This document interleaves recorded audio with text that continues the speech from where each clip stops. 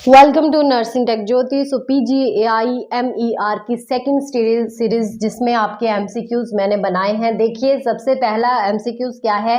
A patient with heart failure is on frusemide, his serum potassium level is 2.8 milliequivalent per litre, which ECG changes is most likely. So सबसे पहले ये पता होना चाहिए कि potassium किस पे एक्ट करता है, मेनली हार्ट के ऊपर। अगर हाइपोकेलेमिया हो रहा है, ऑफ कोर्स 2.8 है तो हाइपो में जा रहा है, ठीक है। तो कौन सा ECG चेंजेस होगा? Tall peaked T wave, U wave, shorten QT interval या ST elevation. Guys U wave मतलब प्रोमिनेंट हो गया, ये बोला है। हाइपोकेलेमिया में हमेशा होती है यू वेव प्रोमिनेंट, ठीक है, जिसमें कॉजेज करेक्टरिस्टिक्स यू वेव मतलब जो डायरेटिक्स है वो उसको कॉज कर देती है ड्यू टू द जो रीपोलराइजेशन है वो डिले हो रही है। रीपोलराइजेशन मतलब जो रिलैक्सेशन है वो बहुत ज्यादा डिले हो रही है। Next question, during labour fetal heart rate drops to 90 beats per minute after each contraction but recovers slowly. What is the likely cause? मतलब 90 बीट्स पर मिनट है, ऑफ कोर्स कम हो रही है, ठीक है। कॉर्ड कंप्रेशन की वजह से, यूटेरोप्लेसेंटल इनसफिशिएंसी, मैटरनल हाइपोटेंशन या fetal movement.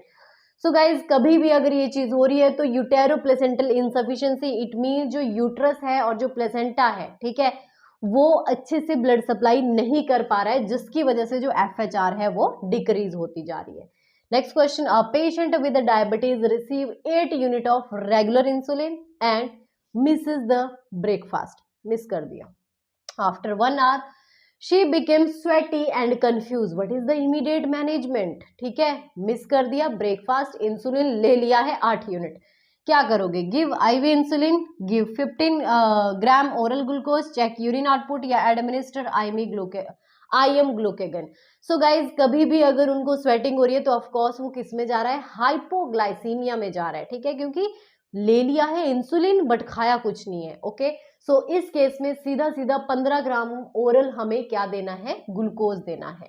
Next question, a newborn has a birth weight of 3 kg. What is the expected weight at 6 month? It means पूछा गया है कि 6 मंथ में उसका जो बर्थ का वेट है वो कितना हो जाएगा। इसके लिए पता होना चाहिए कि डबल कब होता है, ट्रिपल कब होता है, क्वाड्रिप्लेट कब होता है, ठीक है।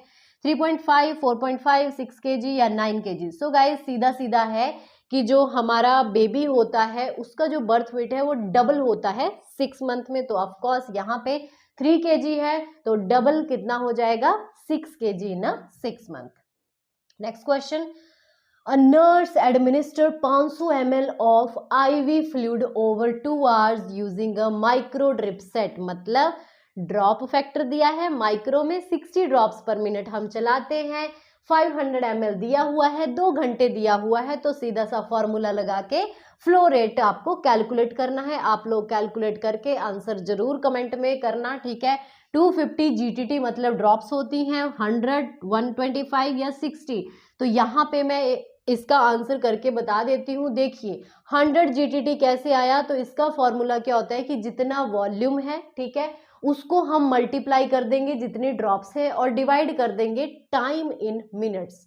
तो यहाँ पे जो टाइम दिया गया था वो कितना था? 1 आवर था, ठीक है। एक सेकेंड हम चेक कर लेते हैं। जो टाइम दिया है यहाँ पे, सॉरी, वो 2 आवर्स है, ठीक है। तो 2 आवर्स में कितने हो गए? 60 + 60 120 मिनट्स हो गए, ठीक है। तो सिंपल लगा दो, 500 को 60 से मल्टीप्लाई कर दो, डिवाइड कर दो 120 से, कितना आ गया? 25,000 डिवाइडेड बाई 120। तो इनको कट करके 100 GTT पर मिनट के हिसाब से आ जाएगा। Next question, a patient with COPD is on oxygen therapy at 6 litre per minute via nasal cannula. He becomes drowsy. What is the nursing action? Increase oxygen flow rate, discontinue oxygen, reduce oxygen to 2 liter या administer bronchodilator. Guys कभी भी याद रखना, COPD वाला patient है तो सबसे पहले तो उसको 6 लीटर नहीं चलती है, उनको एक सफिशिएंट दिया जाता है 2 लीटर पर मिनट के हिसाब से। अगर बहुत ज्यादा है तो कम करना है, स्टॉप बिल्कुल नहीं करना है, विदाउट प्रिस्क्रिप्शन आप कुछ नहीं कर सकते, ठीक है। Next question, a patient on heparin therapy has an APTT of 110 second, normal 30 to 40 होता है। What is the immediate nursing action, क्या करेंगे, continue infusion, stop heparin, administer protamine sulphate, increase heparin dose या notify physician but continue the infusion. So guys कभी भी ऐसा होता है तो जल्दी से स्टॉप करना है और क्या एडमिनिस्टर कर देना है, प्रोटामिन सल्फेट, जो कि उसका क्या है, एंटीडोट है। Next question, in a psychiatric unit a patient says I am the president of the world. Patient बोल रहा है कि मैं प्रेसिडेंट हूं पूरी दुनिया का। What type of delusion is this, कौन सा डिल्यूजन है उसको, delusion of persuasion, delusion of grandiosity, delusion of reference या निहिलिस्टिक डिल्यूजन। सो गाइज कभी भी वो ऐसा कुछ भी बोलता है तो उसको है ग्रेंडियोसिटी, मतलब खुद को बड़ा महान सोचना, ठीक है, तो वो ऐसी जैसी चीजें बोलता रहेगा।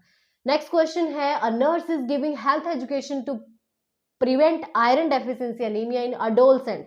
अडोलसेंस में मेनली हो जाता है क्योंकि इनके इंजरी के चांसेस भी ज्यादा होते हैं, पीरियड्स वगैरह ये सारी चीजें होती है, ठीक है। Which food should be emphasise, milk and cheese, green leafy vegetable, apple and banana या rice and lentils. So guys कभी भी आयरन वाला हो जाए तो ग्रीन लीफी वेजिटेबल्स उनको खानी चाहिए।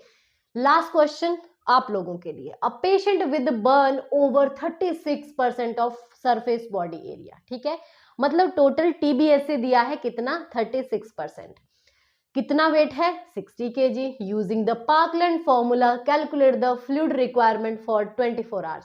सो पार्कलैंड फॉर्मूला सबको पता होना चाहिए, आंसर जरूर करना, देख लीजिए यहाँ पे ऑप्शन है 4320 ml, ठीक है, 7200 ml, 8640 ml या 9600 ml।